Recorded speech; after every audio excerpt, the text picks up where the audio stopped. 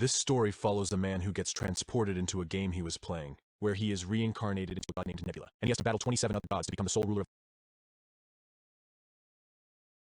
the planet and reshape it according to their vision. Part of their challenge is to find and influence a suitable tribe. And luckily for Nebula, he found an extraordinary lizardman named Rakrak, who had been exposed to too many things ever since he was young to turn down an adventure. Rakrak had lost both his parents when he was a child, so he had to grow up with. Rakrak defeated the violent seeds of the frog hundreds of meters in diameter, and there was green luminous moss here and there.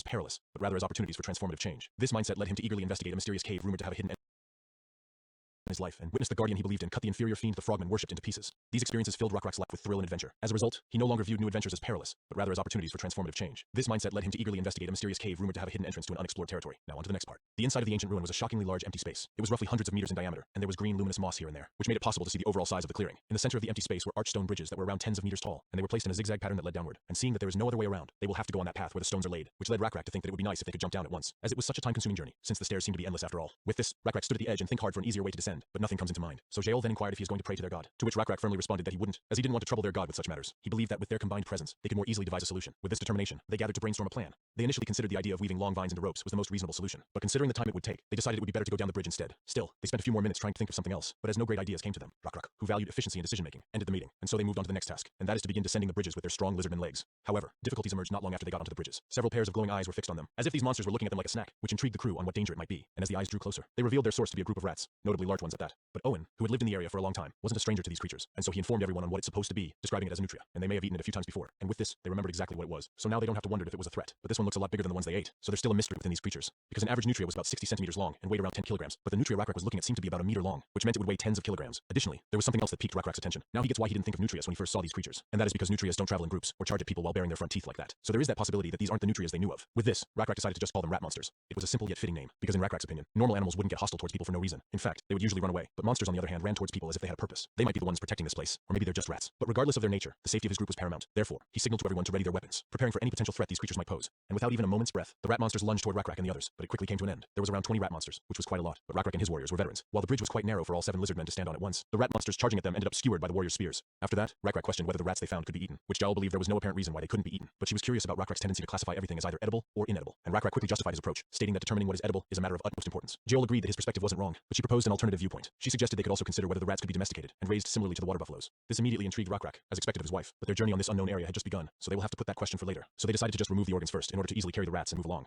And while they quickly took the organs out, Owen curiously asked Rakrak and Jael on what do they mean by raising these rats. And Rakrak was about to answer when he realized he didn't know what it meant himself, as the water buffaloes were raised for food, but that wasn't the case with the Drake Manoon. They weren't going to eat Manoon, so he contemplated the concept of raising animals as akin to having slaves. But slaves were dissatisfied with their status, while things that were raised seemed somewhat satisfied. Slaves would also receive backlash for doing as they wished, so they had to suppress those feelings. But that didn't seem to apply to things that were raised, and with this, he was conflicted on what to say, and so he just answered Owen that he's not sure, but still his intelligent wife might have one. So Rakrak looked at Jael expecting her to answer instead. Jael also seemed troubled by the question, and so Jael also gave up on giving a proper answer, and just explained to Owen that it hasn't been long since they've raised something, so they don't know much about it. They're currently raising water buffaloes in Manhwa. They gain meat from the buffaloes and strength from Manan, and in exchange, they find plants for the buffaloes and give Manoon food. They wish for these relationships to last long. This is the only answer she can give him about what it means to raise something. And Owen thought that was a good enough answer, and so he decided to share to them what he had in mind, and that it might be possible to raise fishes. But Rakrak, being his primitive ass, just think it would be impossible, since he thinks fish just come and go. But this wasn't Rakrak's fault, because in the swamps and ponds Rakrak used to live around, the fish would gradually decrease as they got eaten, and eventually disappeared. However, Owen, who used to live with the aquatic frogmen, knew that wasn't the case in bigger ponds, and so Owen could enlighten Rakrak that fish also lay eggs and give birth to young. This was proven by him to be true, as the frogmen would warn them against catching fish when it was breeding season. And with this, Rakrak was extra intrigued, so he immediately asked Owen how could they raise these said fish, and so Owen did just that, explained to him that there are fish that grow big, which are easier to catch and eat, but they are also easily eaten by other fish when they are young. So it would be nice if they just stack rocks or wood to make a dike to prevent the younger fish from getting eaten, which Rakrak thought it would be difficult to do such a thing in a huge and deep lake, but he didn't say it out loud as he considered it a unique and good idea regardless of it being difficult in reality.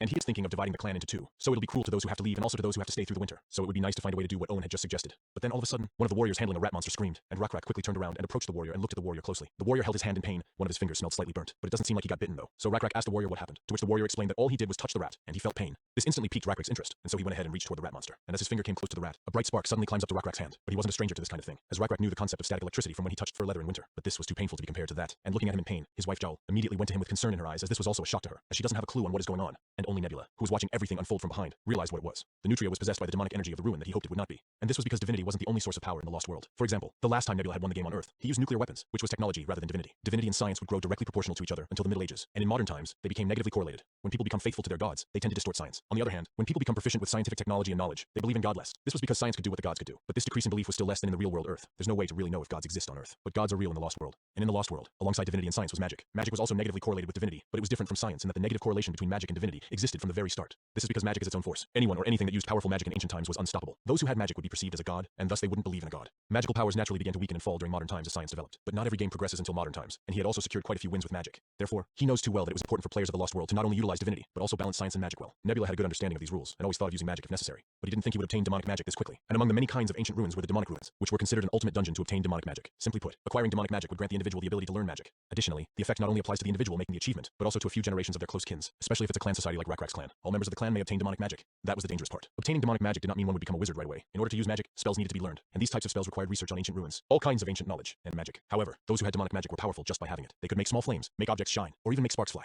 And this ancient ruin will give electrical demonic magic, as it was described in the system window Nebula was looking at. Electricity is always useful. It's on the better side of demonic magic. But the problem was that if demonic magic was obtained, there would be penalties in obtaining faith points. Rakrak was likely to be the one to conquer the ancient ruin, so there was no question that Rakrak would receive the demonic magic. In addition to that, it was possible that the 350 lizard men related to Rakrak within his clan would also receive the demonic magic, and 3 out of the 350 would get it for sure. And they'll just think it's some kind of mysterious power. It'll even seem fancy since it's electrical demonic magic. However, Nebula knew what would happen afterwards. Making use of the magical ruins was a common mistake among the beginners of the Lost World. Beginners would become obsessed with the fact that they could obtain magic and lead their tribes to demonic ruins just to make them obtain demonic magic. They would also then focus their resources on those who had the demonic magic and increase their XP. The cultivated individuals would pass on their demonic magic to their descendants, and the demonic magic would become stronger and stronger over the generations, until finally, a wizard emerged. A wizard is one of the best classes from the beginning to the middle stages of the game. Wizards had strong powers that no individual could handle. The stronger they became, the greater the number of enemies they could deal with at once, which would lead to them gaining the authority to create aristocracy. Above all, because the source of the wizard's powers were magic rather than a god-given gift, they would not rely on a god. And in the Lost World, demonic magic stemmed from an ancient evil called red herring. That's why divinity and demonic magic come into conflict. Once wizards became that powerful, even the players would not be able to do anything to control them. Therefore, the players would invest in witch hunting or taboo to decrease the influence of demonic magic as a result. Still, it is possible to control the power somehow, but in the process, too much time and resources would be wasted. Such power might be a perk in the beginning, but that all becomes meaningless if resources are wasted on unnecessary things by the middle of the game.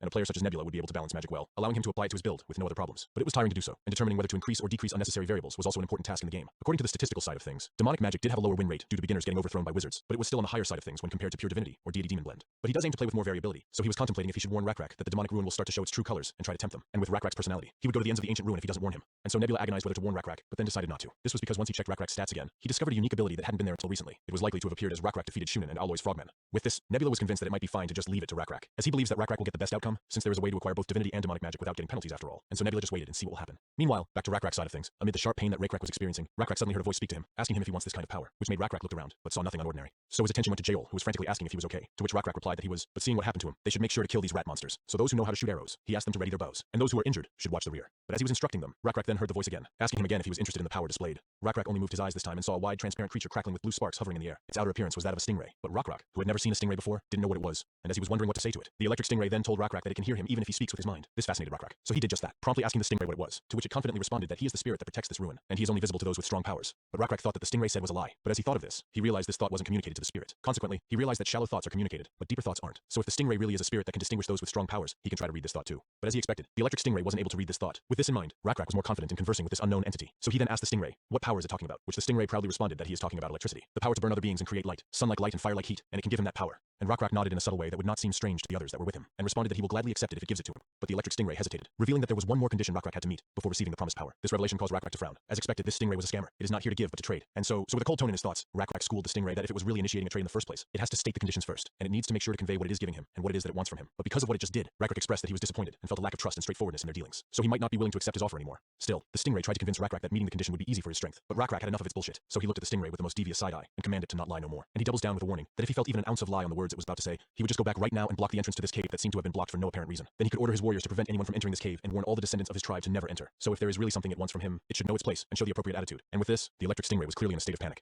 And this was such a turn of events, because in Nebula's knowledge, the intelligence of spirits wasn't that high. However, it wasn't easy for individuals who entered a demonic ruin to resist the temptation of the spirits. As expected, this was Rakrak's new ability in play, as he could now detect bullshit even from miles away, and the skill proved advantageous in negotiations, allowing him to gain the upper hand by identifying and leveraging any untruths or exaggerations presented by others. With Rakrak's threats loud and clear, the stingray bowed its head and apologized. In response, Rakrak told the stingray there was no need for apologies, just to remember this lesson for the future. With this, the electric stingray flew closer to Rakrak, but its fluttering seemed less powerful than before, and then told Rakrak the truth that it is actually sealed within this ruin. It can fly freely within this space, but is unable to leave. It wishes to be freed from this restraint, offering the power of electricity to whoever could liberate it. And Rakrak, understanding the situation, promptly inquired about what needed to be done for its release, to which the electric stingray explained that it was quite straightforward actually. If he goes down there and kill the one guarding its seal, it will become free, and so it can give him the power. This caught the interest of Rakrak, so he followed up asking if that means he would be able to do the zap thing that the rat monster did, to which the electric stingray enthusiastically confirmed. However, it clarified that he couldn't suddenly gain what the rats could do, as he still needs to train the power by continuously using it, and then it becomes stronger. And the power it has is very strong, so it won't only go to him. Other than himself, a few others within his clan will get the power too, and its power can can be passed down to his descendants. The progress and power he has made won't be directly passed down, but should his descendants continue to train their power like he does, some of those who share his blood may become stronger than him. This instantly amazed Rakrak. This prompted for Rakrak to willfully express his true thoughts and asked about the elephant in the room, asking the stingray the exact reason it is trapped here. But just like before, it hesitated and stuttered as it answered Rakrak's question, explaining to him that it was because its power is too strong. People stay away from dangerous things like poison or monsters, and if they can't stay away from it, they trap it and put it away. With this, Rakrak's face hardened and pointed out that it just admitted that its whole being is dangerous. This only gave Rakrak more of a reason to keep it contained, but he knew this wasn't the case, as he felt that this stingray is just stupid. So it just made an error while it actually attempted to hide something again. Or the harm is greater than the benefits of having that power, and the stingray was about to defend his case and try to lie its way out of the situation. But it remembered what Rakrak had just said, and so it immediately stopped itself from saying anything rash. And seeing that the electric stingray be mindful and respected his wishes, Rakrak decided to release the tension within them by admitting to the stingray that he still wants to have that power. So they should just start the deal from the top and call the stingray Zap. But this only confused it. So Rakrak clarified to it that he decided that will be its name from now on. To which the stingray tried to correct Rakrak that it is not named Zap though. In response, Rakrak explained that this was the start of his deal, with him choosing its name, as it tried to trick him. So the conditions have to be more favorable to him. Zap became sullen and just responded with a soft okay, and it then inquired about his other conditions, which Rakrak answered as though it was self-evident, requesting Zap to clarify why it is considered dangerous, as Rakrak held the belief that if Zap truly possessed power worthy of a deal, there would be no need to conceal its dangerous aspects. Conversely, if there were reasons to hide its perilous nature, then it wouldn't be worth entering into a deal for. Zap hovered in the air, think for a little bit, and understood Rakrak's reasoning. So it then confirmed to Rakrak that its own power is worth taking a risk for. This is what Rakrak had wanted, so he asks what kind of risk it was talking about, prompting Zap to explain further, stating that it originated from an ancient evil, the ones who ruled over this world a long, long time ago. But it was so long ago that their existence was forgotten, and even the gods don't remember them either. Because of it, itself also can't recall its origin. One day it just found itself trapped here, and Rakrak understood Zap's feelings quite well, as he also grew up as an orphan. So he tells Zap that there's no need to know who it were born to be. What's more important is deciding what it'll do about the days ahead of it. Zap was a bit thrown off that it got comforted by Rakrak's words, but soon continued. Zap explains that a power of unknown origin is intoxicating to people, because the source is unknown. This allows one to believe that the power belongs to them, when in reality, they just happen to get it by chance. Once they start using such a power, they start to believe they deserve it. And once they start to think that way, they look down on the ones without power. Rakrak found it a bit difficult to understand, but nodded, remembering Boer's and Shunan's situations. And so it seems like the demonic magic also makes people become like that, which Zap confirmed, as its power spreads indiscriminately. Consequently, Rakrak tried to predict what would happen if he obtained this power, as this electrical demonic power seems different from something a god would give. God's power is only given to those God chose and at God's discretion. On the other hand, if someone is given a power like this without being deserving of it, others would become jealous and envious, and if that power grows greater and greater, there would be people who scorn God. And Rakrak then understood the reason why Zap was dangerous. This led him to ask Zap why should he take such a risk to have its power, which it immediately responded that it's because its power is strong. Still, it's also destructive. And as Rakrak was heavily thinking of what to do, Zap then demonstrated his power. With this, Rakrak immediately thought he had seen this kind of light from somewhere, and eventually realized what it was. It was like thunder and lightning. Rakrak assumed that the strength of the power determined the intensity of the light it produced. It could be just a small spark at first, but once the power grew and became stronger, it could become thunder and lightning. Rakrak also understood that it would be advantageous in battle if he could produce electricity from his body like the monster rats did. And so Rakrak admitted to Zap that it's indeed an appealing power, which made Zap delighted, promptly asking Rakrak if he made up his mind and set it free, to which Rakrak confirmed, but before that he has a condition that the stingray should fulfill. This intrigued Zap, so it flew towards Rakrak as if it expected Rakrak to say so and continued to talk, as it assumed that Rakrak wants to have the power for himself, which it won't judge as it was understandable for an individual to monopolize such power. The process will probably be difficult, but it's possible. There are a few things he will need though. In order for one person to have its power, a ritual of the same level as the magic will need to be prepared. However, before Zap could continue further, Rakrak shook his head to convey that what it assumed was incorrect. He doesn't have any intention of keeping the power only to himself. Zap was taken aback, somewhat puzzled by Rakrak's line of reasoning